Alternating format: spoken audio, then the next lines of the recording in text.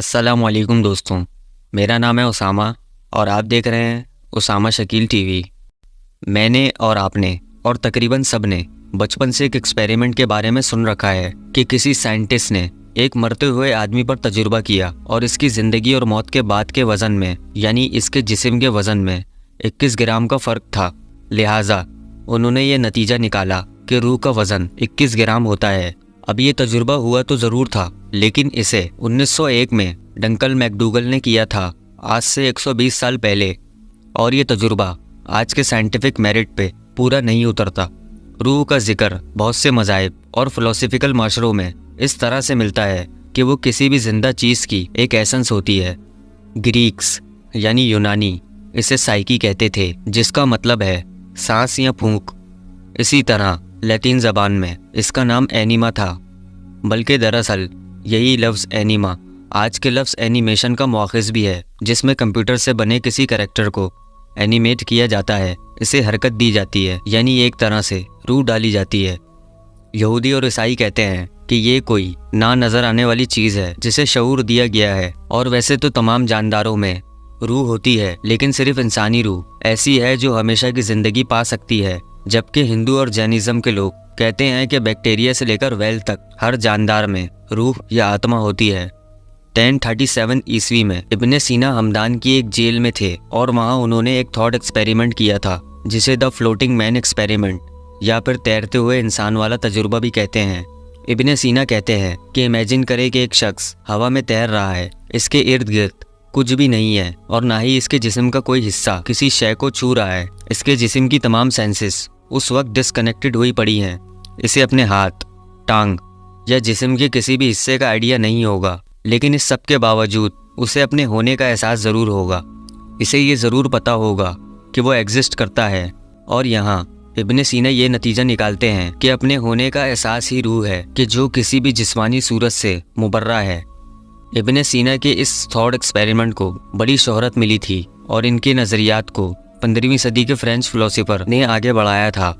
लेकिन रूह का कॉन्सेप्ट इब्ने सीना से कई ज़्यादा पुराना है। 3000 साल पुरानी किताबों में भी इसका जिक्र है। मसलन तुर्की से मिला एक कतबा, जिसे कुत्तामुआ स्टेल कहते हैं, इस पर लिखा था कि ये कतबा मेरी रूह की खुशी के लिए है।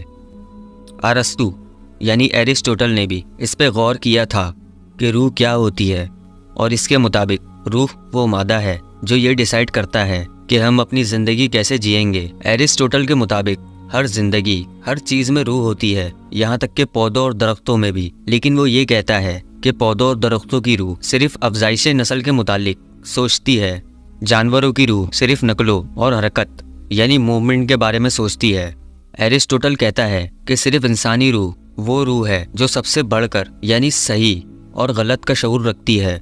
अब एरिस्टोटल की ये बात मुझे इसलिए अच्छी और लॉजिकल लगी क्योंकि इसे एक हदीस कंफर्म करती है। एक बार सहाबा इकराम ने नबी पाक सल्लल्लाहु अलैहि वसल्लम से पूछा कि या रसूल अल्लाह सल्लल्लाहु अलैहि वसल्लम, क्या हमारे लिए चौपाइयों के साथ नेकी में भी कोई अजर है? इस पे आप सल्लल्लाहु अलैहि वसल्लम ने फरमाया था कि तुम्हारे लिए हर जी रूह में अजर है, यानी कि जानवरों में भी रूह होती है। फिर एक दूसरी हदीस इब्ने अब्बास रज़ी अल्लाह ताला अन्हु से मरवी है कि आप सल्लल्लाहु अलैहि वसल्लम ने मुर्गियों के हवाले से फरमाया कि कोई भी वो चीज़ जिसमें रूह हो, इसे तकलीफ़ का निशाना ना बनाओ। अब ये दोनों हदीस इस बात को सपोर्ट करती हैं कि हर ज़िंदगी के पीछे एक रूह होती है, लेकिन इंसान की रूह को ज़िंदगी के साथ साथ एक बहुत ख़ास चीज़ भी दी गई थी, नफ्स। नफ्स ही वो चीज़ है जो हमसे तकाज़े करता है। नफ्स के मुतालिक कुरान और हदीस में इस कदर डिटेल मौजूद है कि शायद इसके लिए एक अलग से वीडियो बनानी पड़ती, इसलिए मैं नफ्स का बस थोड़ा सा जिक्र करूँगा। एक आदमी बहुत डरा हुआ आप सल्लल्लाहु अलैहि वसल्लम के पास आया और कहा कि या रसूल अल्लाह सल्लल्लाहु अलैहि वसल्लम, मेरे नफ्स में बाज़ ऐसी बातें आ जाती हैं कि मैं इनके मुतालिक सोचने के बजाय आसमान से गिर जाना ज़्यादा पसंद करता हूँ। तो आप सल्लल्लाहु अलैहि वसल्लम ने इसे तसल्ली देते हुए कहा कि यही तो ईमान है। खैर, रूह कुरान पाक के मुताबिक 5 स्टेजेस से गुजरती है। पहली स्टेज सूरह अल अराफ में है, वो स्टेज जो हमारी रूह ने आलम अरवा में गुजारी थी, जहां अल्लाह ताला से हमने एक अहद भी किया था कि हम गवाही देते हैं कि आप ही हमारे रब हैं। वो अजीम अहद जिसका नाम भी سورہ اعراف میں آیا ہے عہد الست۔ دوسری اسٹیج سورہ سجدہ میں ہے، وہ اسٹیج جو ہماری روح نے ہماری ماں کے پیٹ میں گزاری، جہاں پہلی مرتبہ وہ ہمارے جسم میں پھونک دی گئی تھی۔ آپ صلی اللہ علیہ وآلہ وسلم نے فرمایا کہ ہر شخص اپنی ماں کے پیٹ میں 40 دن تک نطفے کی شکل میں رہتا ہے، پھر اتنے ہی دن جمے ہوئے خون کی شکل میں، اور پھر اتنے ہی دن گوشت کے لوتھڑے کی شکل میں، اور پھر اللہ کے حکم سے فرشتے آ کر اس میں روح پھونک دیتے ہیں، اور اسی وقت روح کے لیے اللہ کے حکم سے 4 چیزیں لکھ دی جاتی ہیں: اس کا عمل، اس کا رزق، اس کی موت، اور اس کا نیک یا بدبخت ہونا۔ تیسری اسٹیج وہ ہے جس کے متعلق قرآن پاک میں بہت ساری آیات موجود ہیں، یعنی کہ وہ اسٹیج جس سے ہماری روح ابھی گزر رہی ہے، یعنی ہماری دنیا کی زندگی۔ چوتھی اسٹیج سورہ مومنون میں ہے کہ جب ہمارے جسم کو موت آ جائے گی، ایک برزخی زندگی، ایک انتظار جہاں سے ہماری روح کی واپسی ناممکن ہے۔ ہمارے جسم سے روح نکلنے کے واقعات بڑے حیران کن ہیں۔ آپ صلی اللہ علیہ وآلہ وسلم نے فرمایا کہ جب اللہ کسی بندے کی روح کسی علاقے میں قبض کرنا چاہے تو وہ اس علاقے میں پہنچنے کے لیے اس شخص کے لیے کوئی نہ کوئی ضرورت بھی پیدا کر دیتا ہے، جہاں پہنچ کر اس کی روح نکلتی ہے۔ اب روح کا جسم سے نکلنا مختلف طریقوں سے ہوتا ہے، لیکن میں آپ کو صرف اس طریقے کے متعلق بتا رہا ہوں جسے سن کر آپ کا دل خوشی محسوس کرے گا۔ آپ صلی اللہ علیہ وآلہ وسلم کی وفات کے بعد طلحہ بن عبید اللہ رضی اللہ تعالیٰ عنہ بہت اداس اور پریشان رہا کرتے تھے، اور ایک دفعہ انہوں نے اپنی اس پریشانی کا ذکر حضرت عمر رضی اللہ تعالیٰ عنہ سے کیا تھا۔ طلحہ کہتے ہیں کہ میں نے ایک بار آپ صلی اللہ علیہ وآلہ وسلم کو یہ کہتے سنا تھا کہ میں ایک ایسا کلمہ جانتا ہوں کہ اگر کوئی شخص اس کلمے کو موت کے وقت پڑھ لے تو اس کی روح اس کے جسم سے نکلتے ہی رحمت اور سکون میں چلی جائے گی، لیکن افسوس میں آپ صلی اللہ علیہ وآلہ وسلم سے وہ کلمہ نہیں پوچھ سکا، اور یہ وہ وجہ ہے عمر جس نے مجھے غم زدہ کر رکھا ہے۔ اس پر حضرت عمر رضی اللہ تعالیٰ عنہ نے کہا کہ میں جانتا ہوں وہ کلمہ کون سا ہے، وہ کلمہ جو نبی صلی اللہ علیہ وآلہ وسلم نے اپنے چچا ابو طالب کو پیش کیا تھا، لا الہ الا اللہ۔ انفیکٹ آپ صلی اللہ علیہ وآلہ وسلم نے فرمایا تھا کہ اپنے مردوں کو لا الہ الا اللہ کی تلقین کیا کرو، کیونکہ اس کی وجہ سے مومن کی روح پسینے کا قطرہ ٹپکنے کی طرح نرمی سے نکل جاتی ہے۔ اور روح کے اس طرح نکلنے پر سورہ فجر میں بہت ہی پیاری آیت ہے کہ اے اطمینان والی روح، اپنے رب کے پاس اس طرح سے لوٹ چل کہ تو اس سے راضی اور وہ تجھ سے راضی۔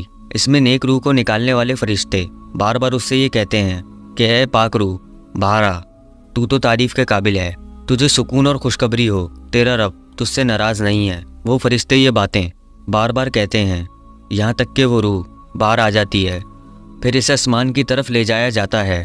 ابو سلمہ رضی اللہ تعالیٰ عنہ کی وفات کے وقت ان کی آنکھیں اوپر اٹھ چکی تھیں۔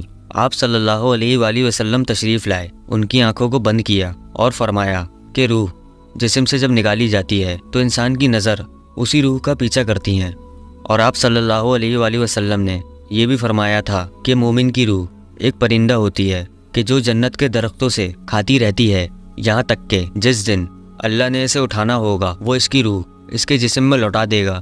بلکہ اسی حوالے سے ایک بہت ہی پیاری حدیث ہے جس میں ام ہانی کہتی ہیں کہ میں نے آپ صلی اللہ علیہ وآلہ وسلم سے پوچھا کہ یا رسول اللہ صلی اللہ علیہ وآلہ وسلم، جب ہم مر جائیں گے تو کیا ہم ایک دوسرے سے ملیں گے؟ کیا ہم ایک دوسرے کو دیکھیں گے؟ اس پر آپ صلی اللہ علیہ وآلہ وسلم نے جواب دیا کہ تمام روحوں کو پرندوں کی شکل دے دی جاتی ہے، وہ درختوں سے کھاتی رہتی ہے، اور قیامت کے دن ہر روح دوبارہ اپنے جسم میں داخل ہو جائے گی۔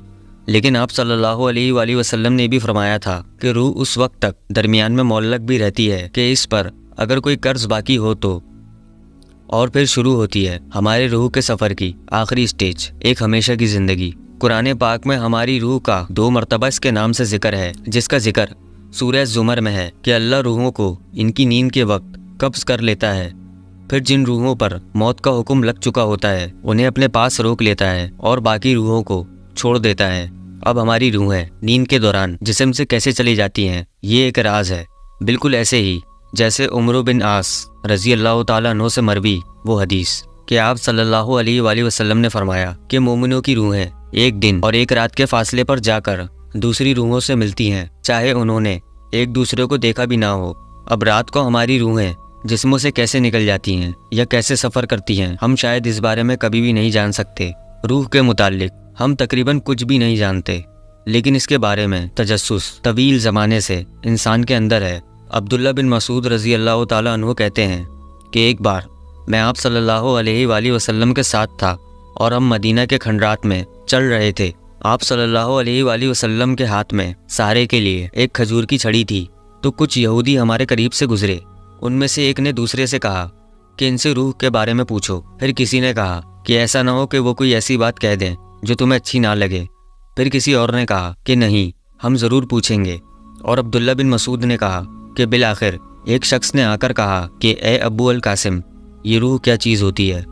آپ صلی اللہ علیہ وآلہ وسلم خاموش رہے۔ پھر آپ صلی اللہ علیہ وآلہ وسلم نے اپنا سر آسمان کی طرف اٹھایا۔ عبداللہ کہتے ہیں کہ میں سمجھ گیا کہ آپ صلی اللہ علیہ وآلہ وسلم پر وحی اتر رہی ہے، اور آپ سے جب وہ کیفیت دور ہوئی تو آپ صلی اللہ علیہ وآلہ وسلم نے سورہ اسراء کی 85 نمبر آیت تلاوت کی، وہ آیت جہاں روح کا دوسری مرتبہ نام سے ذکر موجود ہے کہ یہ آپ سے روح کے بارے میں پوچھتے ہیں، کہہ دیں کہ روح میرے رب کا حکم ہے اور تمہیں بہت کم علم دیا گیا ہے۔ اب آخر میں روح کے متعلق ایک بہت ہی خوبصورت حدیث جو مجھے ذاتی طور پر بہت زیادہ پسند ہے، اور الفاظ کے معمولی فرق کے ساتھ وہ حدیث صحیح مسلم، ابو داؤد، مسند احمد اور مشکات المصابیح میں بھی ہے۔ یہ حدیث ابو ہریرہ رضی اللہ تعالیٰ عنہ سے مروی ہے کہ عالم ارواح میں ہماری روحیں گروہوں کی صورت میں رہتی تھیں۔ جن روحوں کا وہاں آپس میں تعارف ہو گیا ان کے درمیان اس دنیا میں بھی محبت ہو جاتی ہے، اور جو روحیں وہاں آپس میں انجان رہی ہوں تو وہ اس دنیا میں بھی ایک دوسرے سے اجنبی رہتی ہیں۔ اس حدیث کے مطابق میں جب بھی کسی ایسے شخص سے ملوں جس سے ایک فطری کشش سی محسوس ہو، جس سے بات چیت کر کے لگے کہ پتہ نہیں میں اسے کب سے جانتا ہوں، تو میرے ذہن میں ہمیشہ یہ آتا ہے کہ شاید ہمارا تعارف روحوں کے اس عالم میں ہی ہو چکا تھا۔